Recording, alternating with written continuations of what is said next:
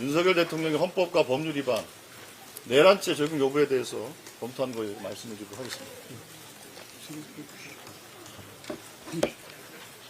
예, 앞서서 말씀드린 바와 같이 형법 87조 내란죄의 내용 중에 국헌을 문란하게 할 목적으로 폭동을 일으킨 자라고 말씀을 드렸습니다. 그래서 국헌 문란과 관련해서는 형법 91조에 그 내용이 규정되어 있습니다. 1호, 2호가 규정되어 있는데요. 91조 2호를 보시면 국헌을 문란할 목적 중에 하나로 헌법에 의하여 설치된 국가기관을 강압에 의하여 전복 또는 그 권능 행사를 불가능하게 하는 것, 이렇게 규정되어 있습니다. 그래서 이런 요건에 해당된다라고 검토 결과를 말씀드리는 것이고요. 조금 더 구체적으로 말씀을 드리면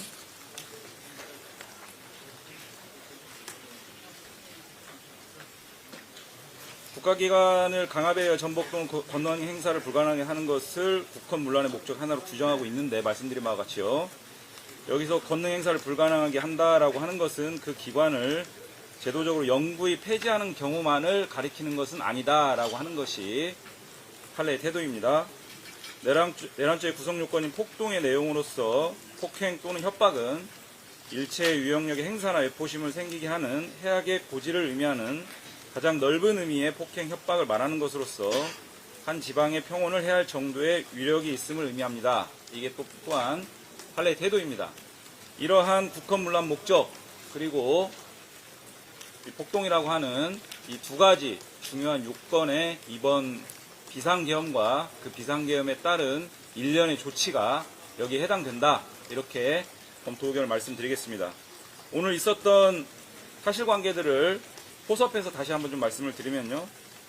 비상계엄은 앞서 반복적으로 말씀드린 바와 같이 실체적 절차적 요건을 갖추지 못한 중대한 위헌 위법 행위로서 원천 무효인 점, 비상계엄이 전국에 선포되었고 비상계엄 선포에 근거하여 발령된 포고령 또한 중대한 헌법적 가치를 정면으로 위반하고 있는 점, 이후 무장한 군경을 동원하여 국회를 봉쇄하고 의결을 위해 국회로 들어가는 의원들을 물리력을 행사해서 저지한 점 등을 종합하면 비상계엄 선포와 이에 따른 일련의 조치는 국헌문란 목적의 폭동에 해당되므로 내란죄가 성립한다라고 하는 검토 의견을 말씀드리겠습니다.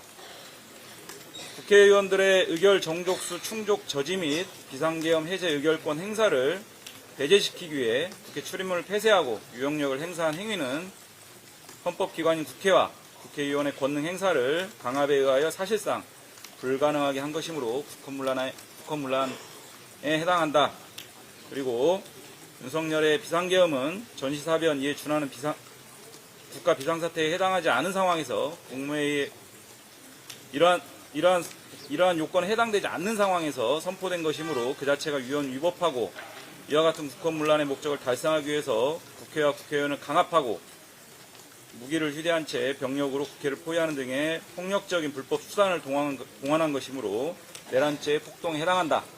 이렇게 반복적으로 이런 요건들의 충족됨을 말씀드리겠습니다. 이처럼 이번 비상계엄 선포와 이에 따른 일련의 조치는 내란죄에 해당되고요. 비상계엄 선포와 포고령 발령, 국회 봉쇄 및 국회의원 출입 저지 등 일련의 조치를 진행한 소위 형법에 규정된 우두머리라는 표현이 있습니다. 그리고 이와 같은 행위에 모의에 참여하거나 지휘한 자, 부하 수행하거나 단순히 폭동에만 관여한 자 모두 각 형법 87조 내란죄에 해당한다라고 형법 87조에 규정되어 있습니다. 이 정도 검토 의견 말씀드리겠습니다. 예. 조금 보충적으로 내란 범죄에 대해서 말씀을 드리겠습니다. 천천히 하겠습니다. 그 비상계엄 시에 여러 가지 그 권리, 권한을 제한하는 규정이 있지만 정부나 법원의 권한에 관하여 특별한 조치를 할 수 있다고 되어 있습니다. 그 얘기는 국회에 대해서는 함부로 기능을 건드릴 수가 없다는 것이죠. 견제해야 하는 역할을 법에 규정했기 때문에 그 권한을 행사해야 할 국회를 상대로 함부로 그 어떤 기능을 제한하는 행위를 하지 못한다고 헌법에 규정이 되어 있습니다. 그런데 오늘 국회의원을 출입하지 못하도록 출입을 막았고 그리고 좀 전에 CCTV를 제가 직접 확인을 했더니 국민의힘 정책위의장실 거기를 유리창을 깨고 해모와 개머리판을 이용해서 유리창을 깨고 국회에 난입을 했습니다. 그리고 2층을 거쳐서 3층을 아마 찾아다니면서 찾았던 그 행동을 보면은 아마 국회의장님의 그 회의 진행을 막으려고 아마 체포하려는 이런 아니면 진입을 막는 이런 행동이었을 걸로 짐작할 수밖에 없는 상황인 것 같습니다. 그렇다고 한다면 이것은 그 국가 권력, 이 권능을 국회의 권능을 배제하기 위해서 폭동을 일으킨 이런 경우이기 때문에 이 부분은 명백하게 내란 범죄에 해당한다라는 것이 저희들의 판단 결과입니다. 민주당 법률위원회의 판단 결과입니다. 그래서 경찰과 또 수사권이 내란 범죄에 대한 수사권을 가지고 있는 군의 검찰, 경찰, 군 수사기관들은 당장 대통령의 내란 범죄에 대해서 수사에 착수할 것을 촉구하는 바입니다.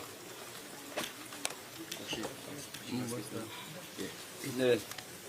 당에서 법률 검토로 내란죄가 성립된다라고 말씀드렸습니다.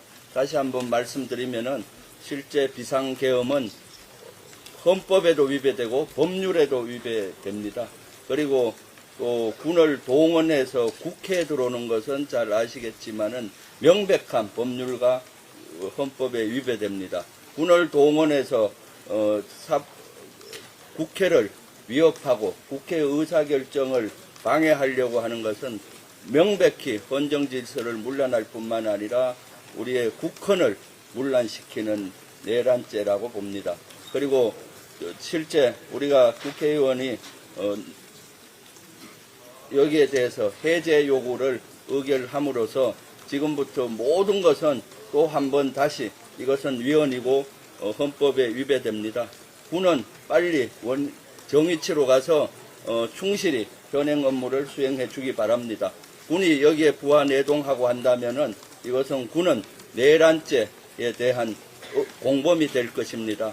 군은 국민을 편에 서서 국민들을 바라보면서 그 업무를 충실히 해줄 것을 당부드립니다. 그리고 조금 전에도 얘기했지만은 군과 군 수사기관 그리고 밖에 수사기관에서는 내란죄에 대해서는 수사를 할 수가 있습니다. 즉각 군 수사기관은 내란죄에 대한 수사를 시작하십시오. 강력히 요구합니다. 예, 혹시 뭐 질문하실 거 있습니까? 그 어느 라인이 구체적으로 결정을 했는지 관련해서 이름이 파악된 게 있을까요? 라인이라 하면 예를 들어 충암고 라인이라든지 김용현 장관을 비롯해서 일단 계엄 선포는 국방부 장관과 행안부 장관이 대통령에게 건의할 수 있도록 되어 있지 않습니까? 이 경우에는 국방부 장관이 건의하는 것으로 되어 있습니다. 그런 점에서 보면 저희들이 줄곧 말씀드렸던 충암고 라인에 의한 저희 비상계엄 선포 시도 혹은 쿠데타 시도가 있을 것이다라고 저희들이 계속 경고를 해오지 않았습니까?